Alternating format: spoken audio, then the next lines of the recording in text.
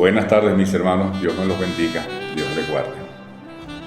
Hoy 28 de junio de 2026, una fecha por demás memorable, la nación venezolana, luego de transcurrido 4 días después de un terrible terremoto, un doblete de terremoto que se ha dado en la historia para nosotros, en la cual ha dejado ya más de 1.500 muertos y siguen en la búsqueda de todas estas cosas.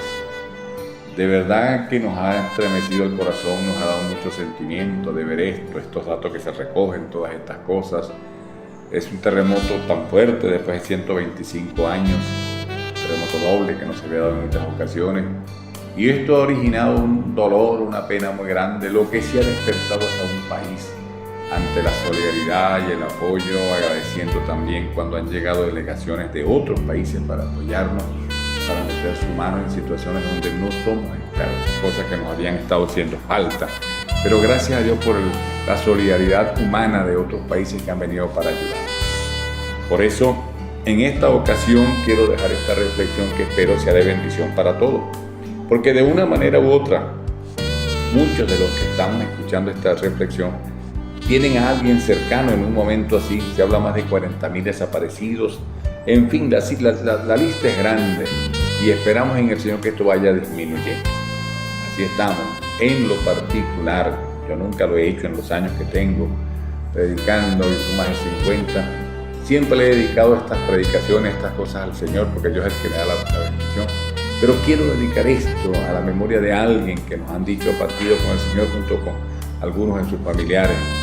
Mi hermana Elena Margarita García de Miranda, su esposo ya falleció hace 2 años, pero en esta ocasión ella ha sido la persona que ha tenido que pasar por esta experiencia. Y quiero dejarle un título a esta reflexión que se intitula Cuando todo cambia en segundos. Sí, porque en segundos cambió la historia de un país. Cuando teníamos planes, había cualquier cantidad de proyectos. Yo había hablado con Elena y en días pasados estábamos planificando una actividad que debíamos celebrar en el instituto donde estudiamos. En fin, cosas como esa, pero esto cambió totalmente la panorámica de lo que estábamos viviendo. Y ha dejado en un país lo que sea una situación de miedo bastante grande, porque luego del terremoto se han dado cualquier cantidad de réplicas, más de 1.500, ¿verdad? Y eso ha originado una situación de pánico y de temor en medio de todo. Porque ¿qué implica un terremoto en todo esto? Implica luto, entre otras cosas. Y el luto trae duelo, trae llanto. Hemos visto llorando gente. El mismo momento en que se dio la situación, yo vengo saliendo, ya había salido a hacer una diligencia, vengo para la casa y había gente gritando, llorando. Era un desespero porque nunca habíamos sentido algo parecido. Era escuchar bramar la tierra, el rugir de la tierra en medio de todas las cosas. Y eso entonces ya había una situación de dolor. Nosotros, siendo aún el lugar donde fue el epicentro, el primero de estos terremotos, no sufrimos quizá los rigores de lo fuerte que fue. Después nos enteramos que en otros lugares ha sido peor y en el resto del país, por decir Caracas, La Guaira y otras regiones. También trae un dolor emocional. El estar hoy ahora que ni siquiera podemos ver a través de las redes lo que se está haciendo porque provoca llorar. Yo esta mañana en mi iglesia predicaba, lloraba y aquello me daba la expectativa de llorar y junto conmigo lloraban los hermanos también. Y eso tiene mucho que ver con la forma como fue. Esta forma tan trágica que nos cortó de manera violenta lo que hasta ese momento habíamos vivido. El cristiano en medio de todas las cosas, ¿cómo lo vive?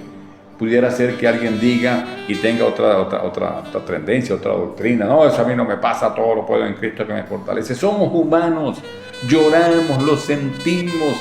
Y si me voy a la palabra de Dios allá en el Evangelio según San Juan, el capítulo 11, me consigo la escena de un velorio de alguien que ha muerto y Jesús mismo viene y llora. Entre nosotros está dada esa condición y para eso tenemos las lágrimas, para drenar el alma. Mis hermanos, muchas veces también tiene mucho que ver de acuerdo al conocimiento bíblico que tengamos. La palabra de Dios nos da una expectativa, pero cuando las desconocemos quizás nos sentimos en una condición de orfandad en medio de todo. Y el cristiano termina dando la gloria a Dios como lo hizo Job allá hace miles de años atrás cuando dijo Jehová dio y Jehová quitó. Y que en todo lo que sufrió, dice la Biblia, que Job no pecó ni le atribuyó a Dios despropósito alguno. Cualquiera pudiera levantarse en este momento y decirle: Señor, te equivocaste, ¿qué pasó? Esto ha sucedido, esto nos tiene atribulados a todos. Eso es posible que esté sucediendo en la vida de muchos que hoy, yo sé, están analizando estas situaciones que estamos viviendo. Pues, mis hermanos, continuamos entonces con lo que hemos venido. Disculpen, ha habido algunas fallas de orden técnico. Encontramos en la palabra de Dios, luego de estos sucesos que les estoy señalando acá, que conseguimos lo que pudiera denominarse un velorio. Velorio de alguien que muere, probablemente, ¿verdad? Llamado Lázaro. La Biblia me señala en el capítulo 11 del Evangelio según San Juan que Jesús amaba a esta familia. Por lo que hemos podido analizar, pareciera que Betania era el lugar donde Jesús tenía una casa, porque ahí se dio otro milagro, ¿verdad? Es interesante que allí hay dos mujeres.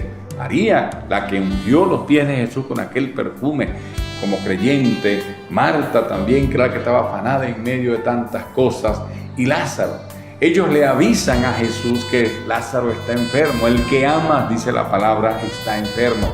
Yo creo que de haber estado en esta época hubieran tomado su celular, le mandaban un mensaje notificándole una nota de voz, de alguna manera que él lo supiera.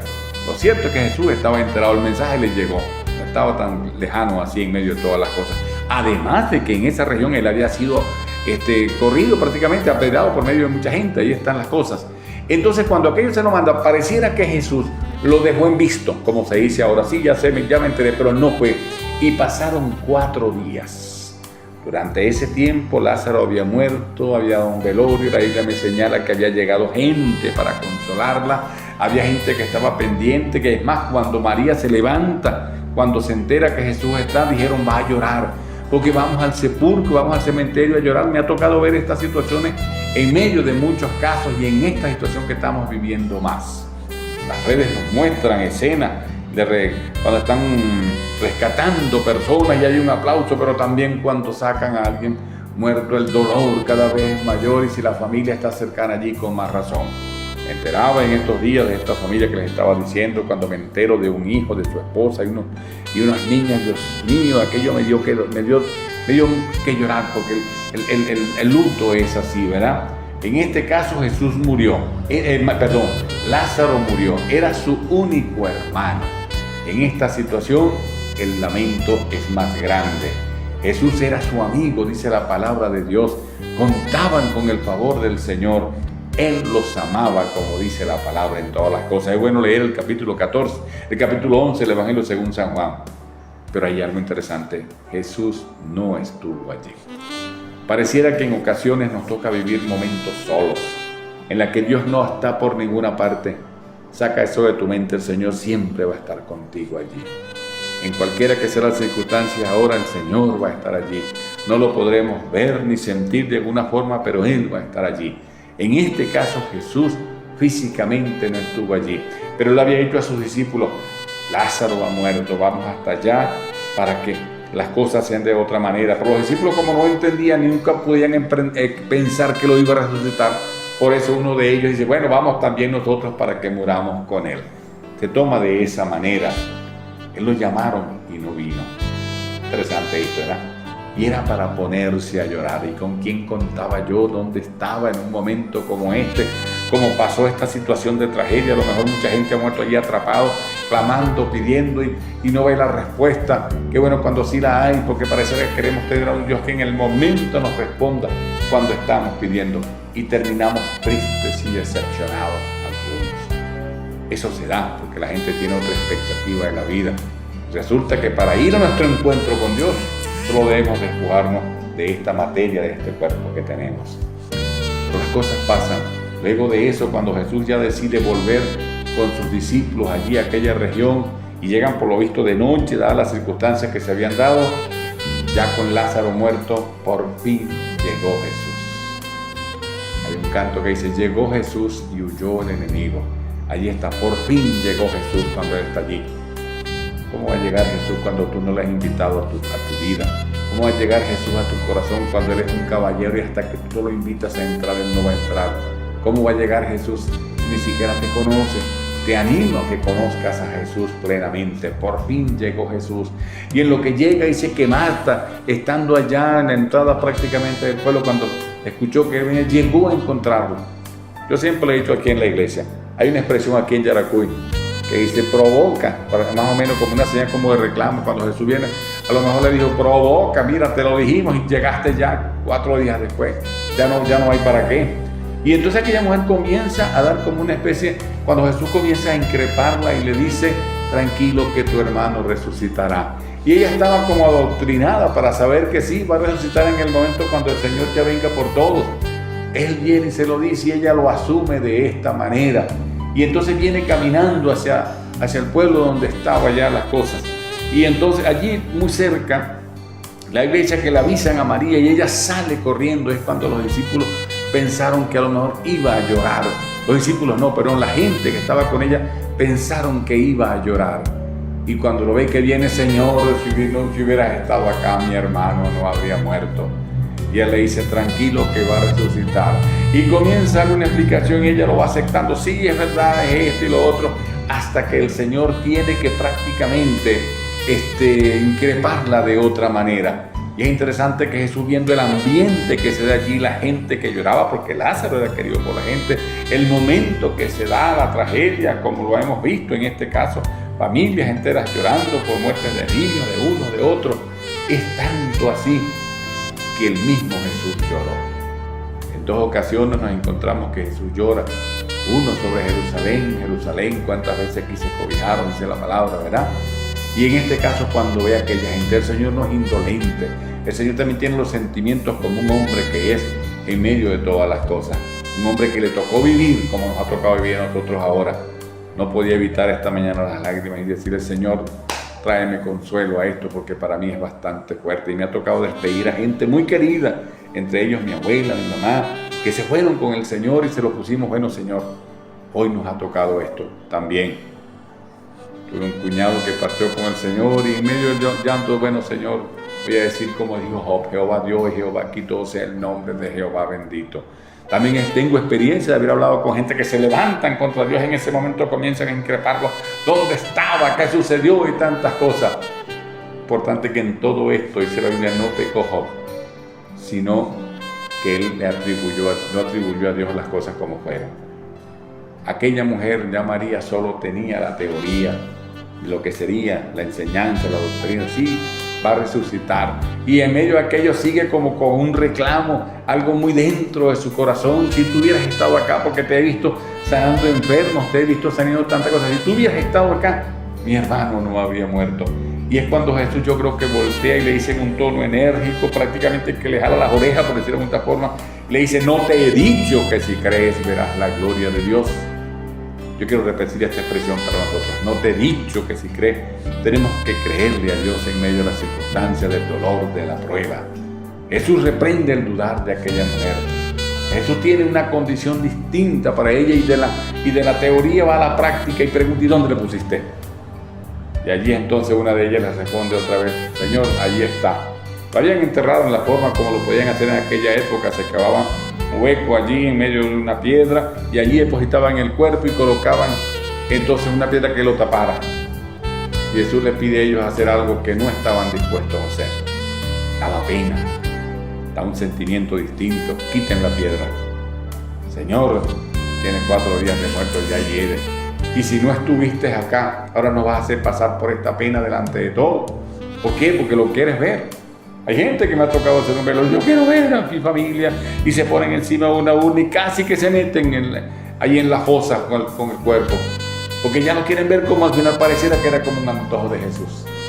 Jesús probaba, entre otras cosas, la fe de aquella gente. Ellos no lo sabían, porque si Jesús tenía poder para devolver la vida a aquel hombre, no tendría poder para quitar la piedra también. Hermanos, en muchas ocasiones tenemos nosotros mismos que quitar la piedra de la duda, la piedra de tantas cosas que lo impiden, ¿verdad?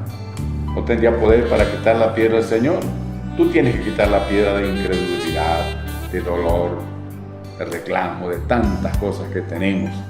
Esa piedra que no permite que resucite lo que está allí y que Jesús quiere darle vida en tu andar diario. Tienes que quitar esa piedra. Es interesante que cuando ve aquellas cosas, ya Jesús es cuando le llama Lázaro, ven fuera.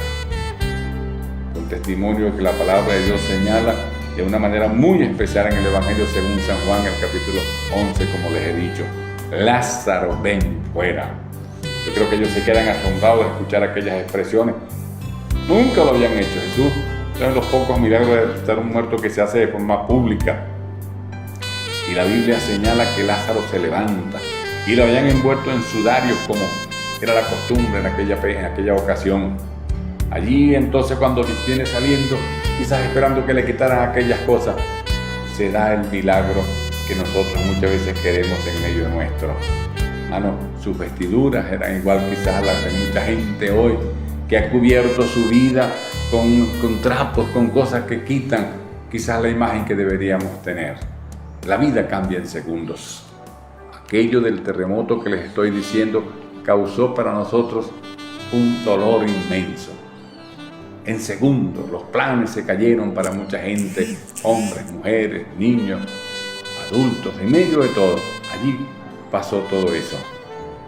No permitas que tu vida se te pierda en medio de tantas cosas. Pónsela al Señor y dile a Dios, cumple tu ministerio en la vida que tú me has dado. Como iglesia seguimos orando por tanta gente que está en este momento sufriendo. Aún hay gente atrapada allí. Agradeciendo a los que han venido afuera para ayudarnos. Oremos, sigamos orando por esto, los que están fuera. Qué bueno que puedan apoyarnos, los países que vinieron y todo. Oramos por todos ellos. Esto ha sido un momento para ver el sentir del venezolano, como nos ha tocado vivir. El sentir del pueblo cristiano que también se ha levantado para apoyar a tanta gente que está allí. Tú quieres bendecirnos, sería de gran ayuda para nosotros y poder contar con tu respaldo. 0412-726-9831 es mi teléfono. Al WhatsApp me puedes escribir o herdetcarlos@gmail.com. Como iglesia estamos a la disposición de ponernos a la orden para llevar a los hospitales a tanta gente que están allí, no enfermos, que están afuera, llevarles algo para comer, algo para beber, y así como nosotros acá lo están haciendo en muchas partes. Esperamos que esto sea un tiempo de solidaridad y de apoyo. Gracias, Señor, por esta palabra que tú me has dado, que espero sirva de consuelo y de enseñanza a todos nosotros, porque la vida nos puede cambiar en el momento, la vida puede llegar a ser otra cosa, pero cuando tenemos a ti la bendición está dada, que quitemos la piedra de la duda, del dolor, del rencor, y te demos paso a aquello que está atrapado allí y tengamos una vida llena de bendición. A ti sea la gloria por siempre. En el nombre de Cristo. Amén.